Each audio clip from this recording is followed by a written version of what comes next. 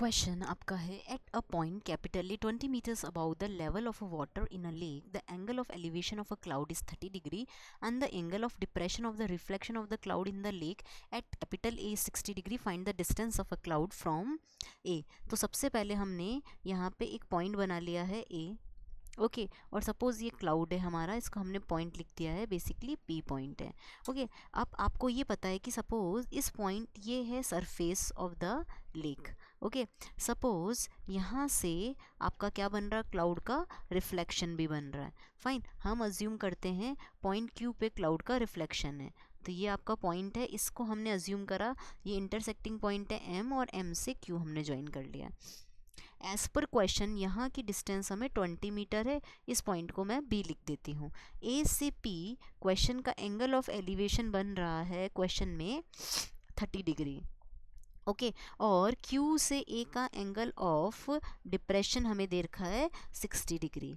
अगर हमने अज्यूम किया है कि जो PM है, let PM is H metres, और हमें ये पता है कि इमेज ऑफ ऑब्जेक्ट और इमेज ऑफ उसका रिफ्लेक्शन से जो इमेज बन रही है वो दोनों इक्वल होती है, तो PM और MQ का डिस्टेंस हमेशा इक्वल होता है.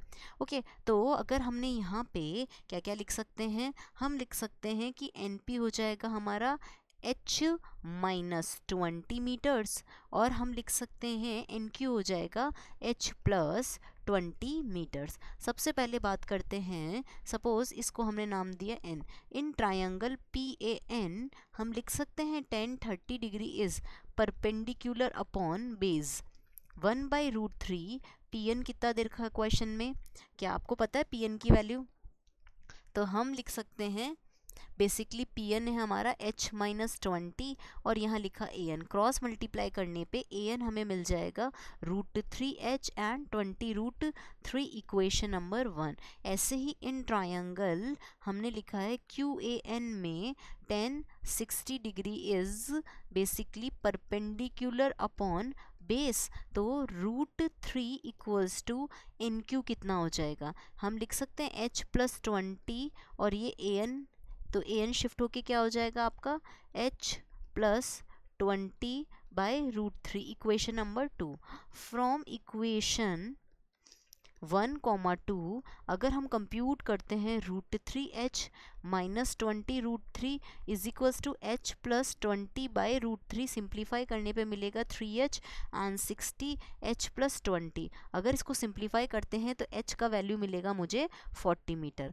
अब क्वेश्चन ने बोला था कि A से P का डिस्टेंस क्या होगा, तो सबसे पहले हम AN फाइंड आउट कर लें.